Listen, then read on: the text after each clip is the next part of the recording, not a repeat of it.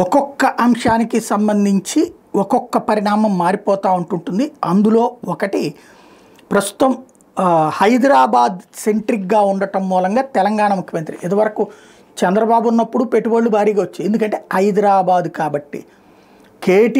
కేసీఆర్ ముఖ్యమంత్రిగా ఉన్నప్పుడు కేటీఆర్ వెళ్ళి దావోస్లో కూడా ఒప్పందాలు బాగానే కుదిరినాయి. ఎందుకు అంటే అక్కడ ఉన్నాడు కాబట్టి, అంటే హైదరాబాద్ ఉంది కాబట్టి. అట్లాంటి నగరం ఆంధ్రాలో వైజాగ్ అయ్యేటటువంటి అవకాశం ఉంది. బట్ మనం అమరావతి అన్న కాన్సెప్ట్ దగ్గర అక్కడే ఆగింది. అది పక్కన పెడితే చాలా సంస్థలతో అక్కడ హెచ్సిఎల్ లాంటి వాటితో ఒప్పందాలు చేసుకుంటున్నటువంటి రేవంత్ మెగా వాళ్లతో అక్కడికి వెళ్ళి ఒప్పందం ఏంటో అర్థం కాదు. 2160 మెగావాట్ల పంపుడు స్టోరేజ్ ఇంధన ఉత్పత్తి ప్రాజెక్టు ఏర్పాటుకి ఎంఓయూ కుదిరింది మెగా ఇంజనీరింగ్ లిమిటెడ్తో. భారతదేశం మన ఆంధ్ర తెలంగాణలో కుప్పలు తెప్పల ప్రాజెక్టులు చేస్తున్నటువంటి మెగాతో దావోస్ వెళ్ళి ఒప్పందం అనేటటువంటిది విచిత్రమైనటువంటిది.